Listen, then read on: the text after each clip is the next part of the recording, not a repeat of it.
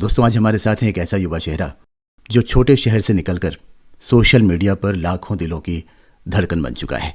एक content creator, short film maker और अब म्यूजिक एल्बम में भी अपनी पहचान बना रहा है, साथ ही फैशन शोज में भी। मेरे साथ हैं राइजिंग स्टार अक्षय जायसवाल। अक्षय जी, स्वागत है आपका आकाशवाणी के युवाणी कार्यक्रम में। बहुत बहुत धन्यवाद सर। अक्षय, आप एक्टर हैं, कंटेंट क्रिएटर हैं, तो सबसे पहले ये बताइए कि आपका ये डिजिटल सफ़र कहाँ से शुरू हुआ? क्या बचपन से ही कुछ ऐसा करने की चाह थी या कोई ख़ास मोड़ आया जिसने दिशा बदल दी? जैसा कि सर हम लोग गांव से थे, तो गांव में ऐसा कुछ था नहीं कि एक्टिंग करना है। तो बचपन से ही फिल्मी लाइन में बहुत रुचि थी। देखा करते थे मूवीज़, तो घर में या फिर कहीं पे भी जाते थे तो लोग कहते थे कि तुम्हारी शक्ल सूरत अच्छी है, तो क्यों ना तुम इसमें ट्राई करो। और गांव से थे तो मुंबई जैसे शहर में गांव के लोगों को जाना इतना तो मुमकिन है नहीं। लेकिन फिर हमारे साथ जैसे जैसे समय बीता, सोशल मीडिया का दौर आया, तो सोशल मीडिया पे काम हमने स्टार्ट करा, तो यहाँ से हमारा सफ़र स्टार्ट होता है। अच्छा अक्षय, जब आप पहली बार कैमरे के सामने आए तब मन में क्या चल रहा था? डर था, संकोच था या एक जुनून? सर, जब फर्स्ट टाइम हम कैमरे के सामने आए तो घर से प्लानिंग तो करके गए थे कि कैमरे के सामने जब जाएंगे तो जितना है अपना बेस्ट देंगे। लेकिन जब कैमरा ऑन हुआ तो मेरी हालत बहुत ख़राब हो गई थी और वहाँ पे तो करना पड़ा, मजबूरी थी। अब काफ़ी दूर से बनारस गए थे हम लोग, गांव से बनारस गए थे उस टाइम।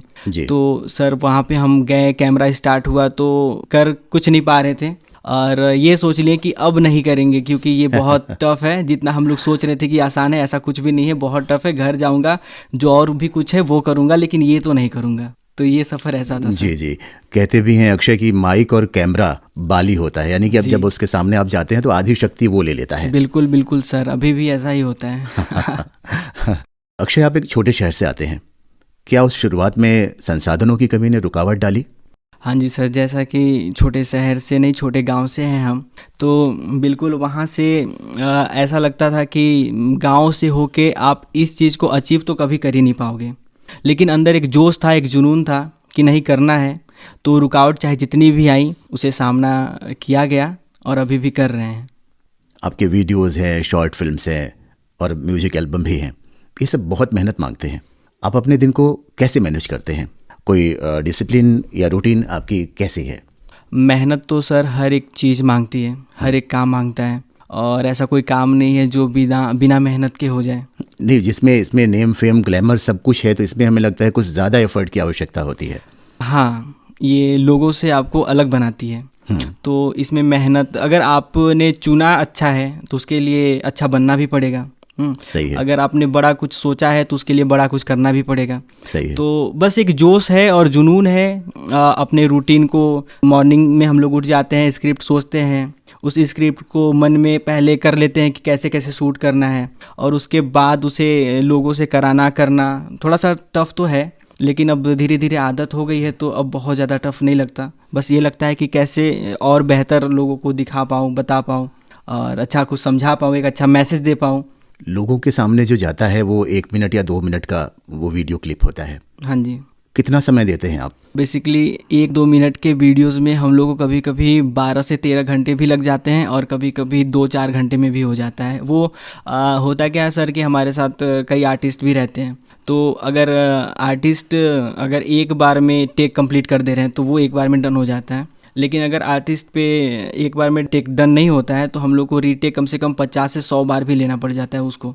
जब तक मैं सेटिस्फाइड नहीं होता खुद से तब तक मैं कराता हूँ, क्योंकि डायरेक्शन भी मेरा ही होता है। स्क्रिप्ट से लेके प्रोडक्शन तक? हाँ जी सर, सारा कुछ तैयार करना होता है और सारा कुछ सबके लिए कुल मिलाकर 12 से 14 घंटे आपके लगते हैं? बिल्कुल सर, क्योंकि पहले स्क्रिप्ट रेडी करते हैं, कैमराज रेडी करते हैं, लोकेशन पे हम लोग पहले जाते हैं, उसके बाद वहाँ पे जाके सब कुछ हो गया तो फिर आर्टिस्ट को बुलाया जाता है, सब आर्टिस्ट आते हैं, उनको थीम समझाना होता है, उसके बाद एक्ट कराया जाता है। तो बहुत डिफ़िकल्ट तो होता है। कैसे मैनेज करते हो जाता है? कॉन्फिडेंस रहता है और क्या ही बोलूँ, बस ये है कि हमें आगे बढ़ना है तो ये सब तो झेलने ही होंगे ना। अच्छा, सोशल मीडिया पर लाइमलाइट तो है, हाँ जी सर, लेकिन आलोचना भी होती है बहुत। आपको कभी ऐसा लगा कि अब छोड़ो, जाने दो? ऐसे पलों में आपने खुद को कैसे संभाला है? देखिए, नेम फेम तो बहुत है, लेकिन उससे कई ज़्यादा आलोचनाएं हैं। तो इसमें अगर आपका लक्ष्य सामने है तो मुझे नहीं लगता कि आपको कुछ और भी सोचने की या किसी की सुनने की ज़रूरत है। आपका जो लक्ष्य है आप बस उस पे फोकस करिए, अपने मेहनत पे फोकस करिए, और जो सोच के आप आगे आए थे उसे देख के ही आप आगे मेहनत करते जाइए और आगे बढ़िए। क्योंकि जिस दिन मेरे मन में ऐसा आता था कि अब छोड़ देता हूँ, तो उस दिन बस इतना ही सोचता था कि इतना फिर क्यों किया मेहनत। सही है। तो अगर अभी छोड़ रहा हूँ और अभी से हमने 5 से 6 साल दे दिए यहाँ पे, तो अगर 5 से 6 साल दिया है और अभी छोड़ रहा हूँ तो 5 से 6 साल फिर और क्या करूँ। मतलब जो मेरा चला गया 5 से 6 साल, तो वो फिर क्यों गया। अपने मन में ही सवाल आते थे। तो नहीं, जो गया तो गया, आगे मुझे और बेहतर करना है और लोगों को बेहतर दिखाना है, तो इसलिए सर।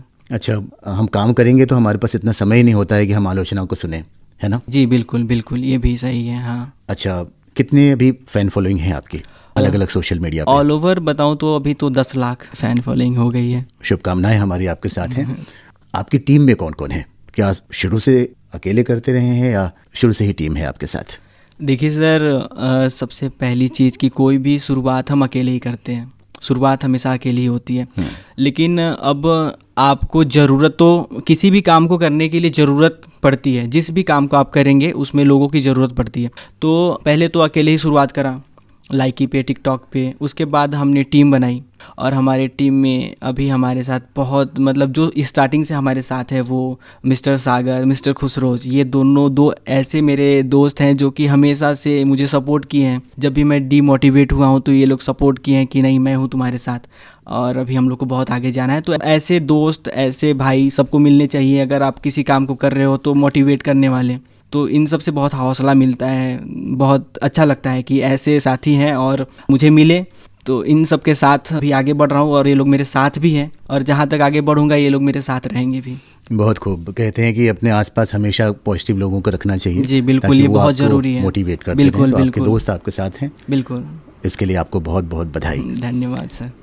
वो मोमेंट के बारे में बताइए कि आपने किसी एक वीडियो या प्रोजेक्ट पे को काम किया और आपके लाखों तक पहुंच गया, वो मोमेंट कैसा था? जरूर सर, लगातार मैंने 7 साल 6 साल दे दिया, मेहनत करते रहा, लेकिन व्यूज़ नहीं आते थे। जब भी वीडियोस खूब मेहनत करा, पोस्ट करा और रात में सो गया कि चलो सुबह होगी तो क्या पता वायरल हो जाए, लेकिन ऐसा कुछ नहीं होता था। 2-3 लाइक होते थे, उसमें एक मेरे दोस्त के होते थे, एक मेरे होते थे, शायद 1 लाइक किसी और के आ जाते थे। तो जब फर्स्ट टाइम हम लोगों ने शूट करा, उस टाइम की भी बात बता दूँ तो उस टाइम जो मेरा वीडियो वायरल हुआ था उसमें भी मेरा दोस्त खुशरोज था, मेरा भाई वो सागर, ये दोनों भी थे मेरे साथ, जो मेरी फर्स्ट वीडियो वायरल हुई थी।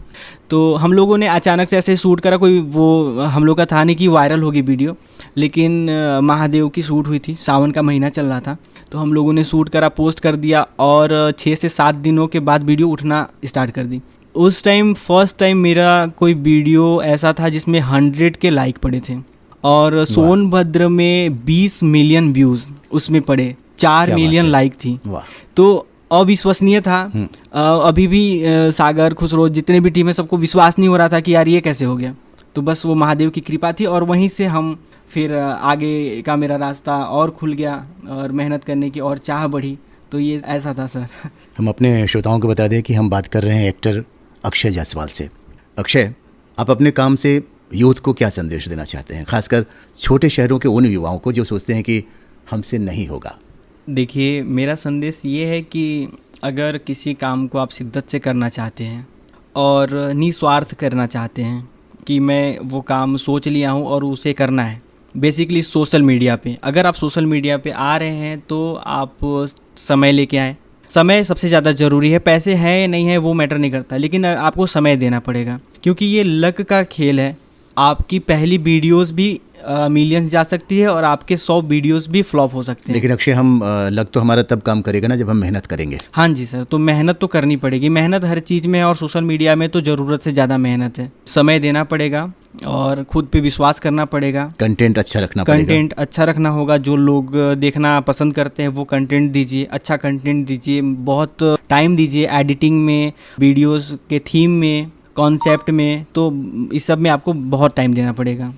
इसी से जुड़ा एक और सवाल है कि आजकल सोशल मीडिया एक भीड़ बन चुका है। हाँ जी। तो आपके अनुसार असली पहचान कैसे बनाई जाए? मतलब तमाम तरह के लोग आइडियाज़ अपना रहे हैं, कुछ लोग वल्गैरिटी कर रहे हैं, तमाम तरह के, वो आप समझ रहे हैं और हमारे श्रोता भी समझ रहे हैं। तो इन सब के बीच असली पहचान कैसे बनाई जाए? देखिए हम सर, युवा हैं, हमारी जिम्मेदारी भी ज़्यादा जी है जी जी जी देश के बिल्कुल प्रति, समाज के प्रति। बिल्कुल बिल्कुल सर। देखिए अगर आप सोशल मीडिया पे आए हैं और आपको सोशल मीडिया से पहचान बनानी है, तो आपको सबसे अच्छा चीज़ ये रहेगा कि आप कंटेंट साफ़ सुथरे दें, ठीक है, जो लोगों को अच्छा एक मैसेज दे। देखिए वल्गैरिटी हो गई और भी बहुत सारे कंटेंट हैं जिससे कि फैम तो मिल जाता है, जो मीनिंगलेस है। हाँ फैम तो मिल जाता है, लेकिन वो जो एक देखने का तरीका रहता है ना, ऑडियंस आपको इस नज़रिए से देखेगी, वो आपके लिए सहनीय नहीं है। वो आपको फैम मिल जाएगा, कुछ पैसे मिल जाएंगे, लेकिन आप फेस ऊपर करके चल नहीं पाओगे कभी। तो इसलिए अच्छे साफ़ सुथरे कंटेंट दीजिए जिससे लोगों को अच्छा मैसेज मिले। थोड़ा सा लेट लगेगा, थोड़ा सा टाइम लगेगा, लेकिन जब आप उठोगे तो फिर एकदम गर्व के साथ कहोगे कि मैंने एक अच्छा मैसेज दिया है और अभी मैं इस मुकाम पे हूँ। अपने माता पिता, अपने भाई बहन, अपने परिवार के साथ बैठ के भी आप वो देख सकते हैं उस बिल्कुल ज़रूर सर। कंटेंट हाँ को, जी उस सर। रील को, उस वीडियोस को। हाँ मेरे घर वाले भी देखते हैं, बिल्कुल मेरे घर वाले, मेरे भैया देखते हैं, सब देखते हैं। घर वाले से जुड़ा एक सवाल है कि आपके माता पिता या परिवार का रोल आपकी इस यात्रा में कैसा रहा? क्योंकि बहुत ज़रूरत होती है जी। कि हम जब काम कर रहे हों बिल्कुल। ट्रेंड से हट के, हमने अलग प्रोफेशन चुना है, तो उसमें जो है माता पिता और परिवार का साथ बहुत ज़्यादा ज़रूरी होता है। तो कैसा रहा आपके इस सफ़र में अपने माँ बाप का सपोर्ट? क्या कोई विरोध भी झेलना पड़ा? जी जी बिल्कुल। अगर सबसे बड़ी चीज़ कि हम लोग गांव से हैं सर, बहुत छोटी फैमिली से हूँ मैं। तो जब हमने पिताजी से जिक्र करा कि मुझे ये करना है, पहले तो मैं करता था लेकिन छुप छुप के करता था। 10th के बाद मैंने सीधा बोल दिया कि 11th में मैं जा रहा हूँ, लेकिन अब मुझे एल्बम्स करने हैं, क्योंकि वहीं से मुझे पहचान समझ में आ रहा था कि मैं बना पाऊँगा। तो पिताजी से जिक्र करा था तो पापा ने बोल दिया कि हाँ ठीक है करना, लेकिन वो उन्होंने सीरियसली नहीं लिया था इस चीज़ को। मैंने भैया, एक मेरे बड़े भैया हैं, उनका बहुत बहुत साथ रहा है, मिस्टर उपेंद्र जायसवाल। तो उन्होंने भी सुना, कहा कि यार ठीक है, अच्छी बात है, मैं भी सपोर्ट करूँगा, तुम कर। तो हम जब 10th पास हुए, जब हमारा हो गया कि आपको जाना है एल्बम के लिए, तो फिर जब हम पिताजी से बोले कि मुझे निकलना है, तो बिल्कुल पिताजी के भी बड़े भाई हैं, तो उन्होंने उनसे पूछा, घर के बड़े हैं तो पूछेंगे, जाहिर सी बात है, ये अलग चीज़ है भाई, अलग करने जा रहे हो तुम। तो उन्होंने मना कर दिया कि नहीं नहीं, ये सब चीज़ हम लोग के लिए नहीं है, और ये उसको बोलो कि ये सब ना करे, 4 लोग हंसेंगे और कुछ नहीं होगा। जब मुझे जाना था, सब कुछ डन हो गया था, अब हम पापा से गए बोलने कि हमें सुबह निकलना है। पापा ने मना कर दिया कि नहीं नहीं नहीं, भैया मना कर रहे हैं, आप ये सब छोड़ दो। तो मतलब ऐसा लगता है ना कि एकदम शॉक, कि जो सपना हम देखे वो चूर चूर हो गया तुरंत। तो अपने कमरे में गया, अब बिना खाना वाना खाए सो गया, दरवाज़ा बंद करके, और दरवाज़ा तब तक नहीं खोला जब तक 9 ना बज गया। 9 बज गया और हम दरवाज़ा भी नहीं खोले, तो पिताजी आए, बोले कि दरवाज़ा खोलो। तो दरवाज़ा खोले, वो बोले कि ऐसा है, जाने दो, हम भैया के अगेंस्ट चले जाएंगे, लेकिन तुम करो। तो यहाँ से पिताजी का सपोर्ट मिला, और पापा का सपोर्ट हमेशा से मिला है। तो सपोर्ट मिला कि तुम करो, तुम्हें जो करना है, लेकिन तुम खुश रहो। तो हम गए, और लेकिन वहाँ जाने के बाद जब फर्स्ट टाइम कैमरे के सामने आए, तो लगा कि नहीं, पापा जो बोल रहे हैं वो सही बोल रहे हैं, ये सब छोड़ दो, बल्कि अपना जो काम वाम है, पढ़ाई वढ़ाई पे ध्यान देते हैं। तो बेसिकली भैया का बहुत सपोर्ट मिला है, बड़े भैया हैं हमारे, और पिताजी का, घर वालों का सपोर्ट मिला है। और जैसे जैसे देखो, स्टार्टिंग में सपोर्ट किसी का नहीं मिलता। 4 लोग अभी भी पहले पापा को भी बोलते थे, क्या कर रहा है यार तुम्हारा लड़का, ये सब हटाओ, अच्छी चीज़ें नहीं है, इंसल्ट आज भी है। बोल रहे होंगे? नहीं, आज नहीं बोलते। वाह। आज नहीं बोलते। तो पहले पापा को बोलते थे, भैया को बोलते थे, घर वालों को बोलते थे, हमें तो बहुत बोलते हैं कि यार ये सब कुछ नहीं है, आज कर रहा है, 4 घर में पैसे हैं। हालांकि मेरे घर में ऐसे कोई बात नहीं है भाई कि बहुत पैसे वाला हूँ मैं, नहीं, बिल्कुल नहीं। आज भी मैं ऐसे जगह पे रहता हूँ, ऐसे रूम पे रहता हूँ कि अभी भी मेरे दोस्त अगर वहाँ जाते हैं तो कहते तुम कैसे रहते हो यहाँ पे। तो बहुत सारी चीज़ें हैं। तो कभी घर वालों का पूरा सपोर्ट मिला है, और अभी ये लगता है कि बस अपना नाम बनाना है, और घर वालों को जिन्होंने ट्रोल करा है, जिन्होंने बोला है कि तुम्हारा लड़का कुछ नहीं कर सकता, उन्हें गर्व होगा कि हाँ मेरा लड़का है और आज इस मुकाम पे है। चलिए, बहुत बहुत शुभकामनाएं आपको। और अक्षय, ये जो फील्ड आपने चुना है एक्टिंग का, हाँ जी सर, इसके लिए पहले लोग मुंबई जाया करते थे। हाँ जी। सोशल मीडिया के आने के बाद ये सब बदल गया है। लोग घर बैठे भी काम कर रहे हैं, जैसे कि आपने अपनी अलग पहचान बनाई है, घर में रह के, शहर में रह के, गांव में ही रह के आपने एक अलग पहचान बना ली है। तो युवाओं को क्या कहना चाहेंगे कि किस तरीके से काम करें कि वो आप पहचान बना लें, और साथ साथ जो है सपने भी उनके पूरे हो जाएं, जिसमें कि पैसे की भी बात है? जी देखिए सर, मुंबई तो महानगरी है इंडस्ट्री की। तो मुझे भी मुंबई जाना ही पड़ा था। मैं भी मुंबई गया था 2019 में ऑडिशन के लिए। कैसे कैसे मैनेज करके मुंबई गया। वहाँ पे गया, देखा यार ये तो इतना महंगा शहर है कि हम लोग जैसे अफोर्ड ही नहीं कर पाएंगे यहाँ पे। तो आ गया, ऑडिशन दे के आया, तो ये था कि चलो अब हमें फिर भी कैसे भी मैनेज करके वहाँ जाना है, रहना है कुछ टाइम तक, क्योंकि उसके बाद मेरे को सीरियल वगैरह के ऑफ़र आ रहे थे। तो ऑडिशन मेरा डन हो गया था, जाना था। तो जब हम वापस आए तो लॉकडाउन लग गया कोरोना का।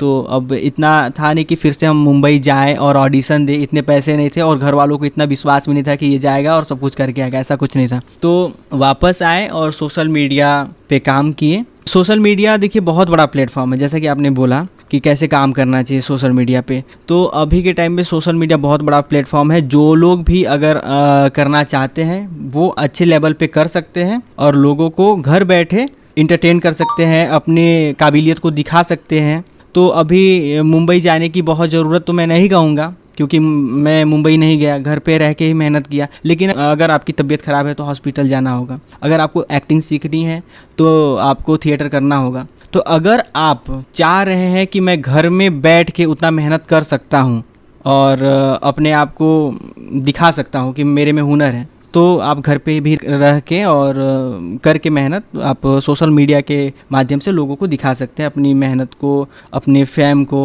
और यहाँ पैसे नहीं लगने हैं।